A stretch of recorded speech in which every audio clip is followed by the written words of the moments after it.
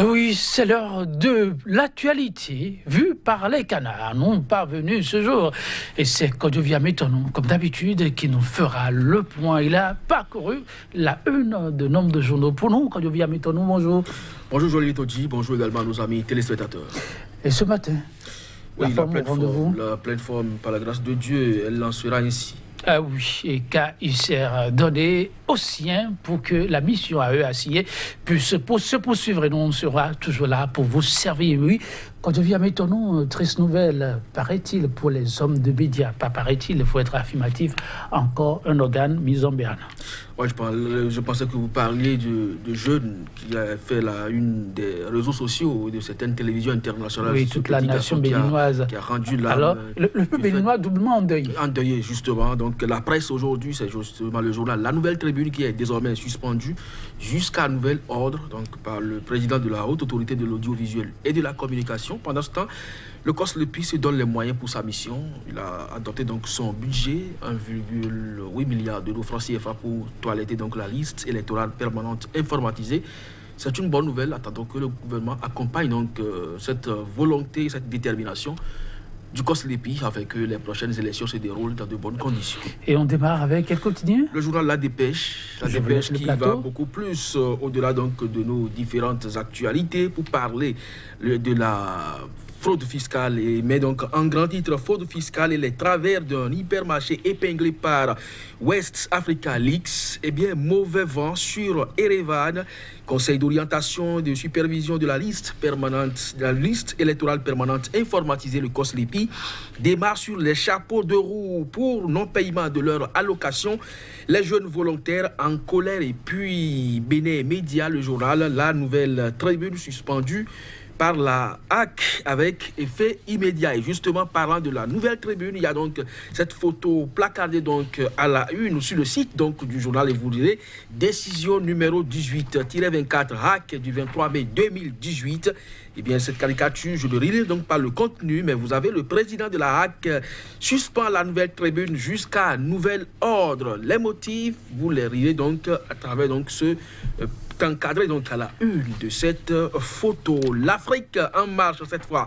Décision 18-088 du 5 avril 2018. La Cour autorise la BEF à auditionner le député Idrissou Bako. Décision de la HAC. La Nouvelle Tribune suspendue. Les uns après les autres, les piliers de la démocratie s'affaissent. Et puis, législative 2019, le budget du COSLEPI est connu et peu droit des citoyens à l'état civil. C'est une proposition de loi pour ceux qui en sont dépourvus. C'est bien sûr une émanation de l'Assemblée nationale.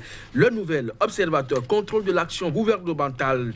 Les députés béninois jouent-ils vraiment leur rôle? S'interroge le journal. Fonctionnement du COSLEPI. Un budget d'environ 2 milliards de francs CFA. Voté, dossier scandaleux de la construction du siège de l'Assemblée nationale. Les noms des fautifs toujours attendu et puis conflit d'intérêts au sommet de l'État, écrit le journal. Pourquoi ne pas soumettre aussi Sodeco, Atral, STI, Bénin contrôler ça au redressement fiscal? Matin libre, gestion du pouvoir sous la rupture. La justice à l'épreuve de l'émission de l'exécutif. Interdiction de parution de la Nouvelle Tribune. Voici la surprenante décision de la HAC. Et puis point média pour terminer. Suspension du journal La Nouvelle Tribune. Bonitessi se rappelle à la mémoire des journalistes du grain à moudre pour Reporters donc sans frontières. C'est un organisme indépendant qui apprécie la liberté de presse dans les pays du monde. Jean-Eudes Lauro, innocente victime d'une réforme à visage inhumain. Et puis face aux velléités de la FETER, les situations qui confortent l'eau, position, rencontre de Genève sur l'accès aux médicaments, les vérités intrigantes de Talon sur l'industrie pharmaceutique. Et puis je l'ai dit pour terminer, fonctionnement et investissement du COSLEPI et un budget de 1,8 milliard adopté. Merci Kodjovia Métonou. Je reste avec Point Média pour ici observer aussi quelques secondes simplement de silence pour Jean-Eudes, parti dans les fleurs de l'âge. On aurait pu éviter cela, mais c'est arrivé. Kodjovia Métonou, Jean-Eudes a été conduit à sa dernière demeure. Oui, la photo à la une de ce journal, on aurait dû ne pas en parler, mais puisque c'est l'actualité, il vaut mieux les circonstances dans lesquelles ce petit garçon a rendu l'âme désole plus d'un. Et ça se murmure dans les milieux en tout cas qu'on ne veut pas citer ici, que de personnalités également perdent la vie du fait de ces réformes. C'est à encourager la construction de nos hôpitaux, le plateau technique qui doit être amélioré pour que les évacuations cessent. Mais quand dans le même temps, on sait que des membres du gouvernement bénéficient de ces évacuations sanitaires, alors qu'un enfant qui a tout son potentiel de développement devant lui et dont les parents font appel par médias interposés après avoir adressé des courriers envers aux autorités et qu'on en arrive à cette perte en vie humaine, je crois que ça pose problème. La conscience de l'homme doit pouvoir donc lui parler.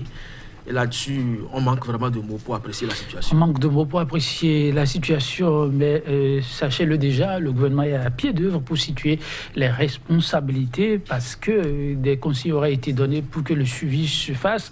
Mais malheureusement, on ne sait pas ce qui s'est passé. Jean-Eudes n'a pas pu bénéficier de l'accompagnement nécessaire. Moi, s'en est suivi quand je viens m'étonner. Oui, autre triste nouvelle, il s'agit d'un des piliers de la démocratie qui serait en souffrance et on cite là le nom du président de la HAC. C'est l'Afrique en marche qui placarde en dehors des autres journaux qui sont revenus sur le sujet. Décision de la HAC, la Nouvelle Tribune suspendue, les uns après les autres, écrit le journal, les piliers de la démocratie s'affaissent. C'est probablement cela. Reporters sans frontières a déclassé tout dernièrement le Bénin. Ça a suscité des tollés dans la République. Il y a même des associations de journalistes qui sont montées au créneau pour estimer que Reporters sans frontières s'est trompé de cible, en citant donc le Bénin comme mauvais élève. Aujourd'hui, le fait est là que un organe de presse, qui plus est la Nouvelle Tribune, très lu, aujourd'hui, dans l'espace médiatique béninois, est suspendu jusqu'à nouvel ordre. Il faut préciser, au-delà des frontières du Bénin, ça reste l'un des journaux de référence dans la sous-région, la Nouvelle Tribune. Alors, qu'est-ce qu'il lui a reproché? Le journaliste s'inscrivait dans un registre injurieux, attentatoire à la vie privée du chef de l'État et également fait preuve d'une ignorance de la responsabilité sociale du journaliste. Alors, lorsque je prends l'aspect atteinte à la vie privée du chef de l'État, je ne sais pas s'il y a un courrier du chef de l'État qui a saisi la haute autorité de l'audiovisuel pour se plaindre, parce que les citoyens ont le droit quand même de saisir aussi bien l'ODEM que la haute autorité de l'audiovisuel lorsqu'ils se sentent diffamés par un quotidien. Alors, j'aurais bien voulu quand même que le journal annonce, que la HAC, par exemple, dans son rendu, le motif donc de cette suspension, annonçait donc la plainte du chef de l'État qui montre qu'effectivement, le journal est versé dans des actes attentatoires donc, à la vie privée de la première personnalité du pays.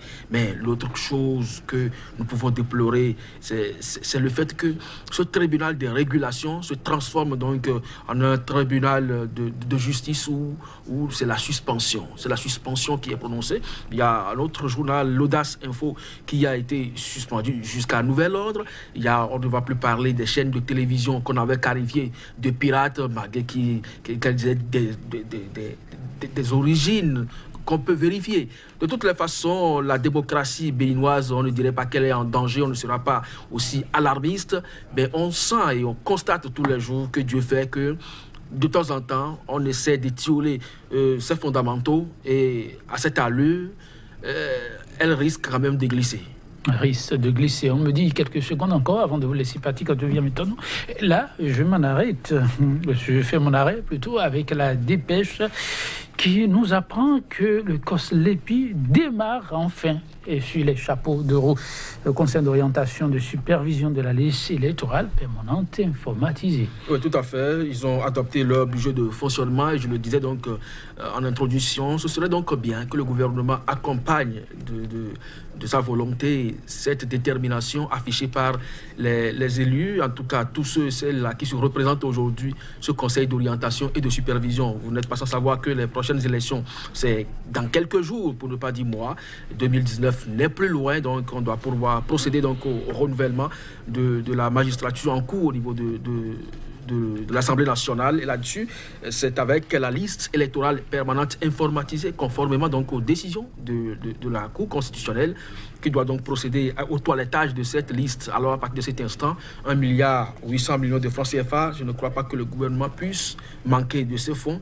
Il serait donc judicieux que ces fonds soient véritablement mis à la disposition du COS le plus diligemment possible, afin que le travail soit amorcé. Merci, Kodovia Metonou, mesdames, messieurs. Merci également à vous pour la présence permanente à cet instant de revue des journaux. On se donne rendez-vous demain pour une autre aventure. Merci, Kodovia Metonou, et à demain.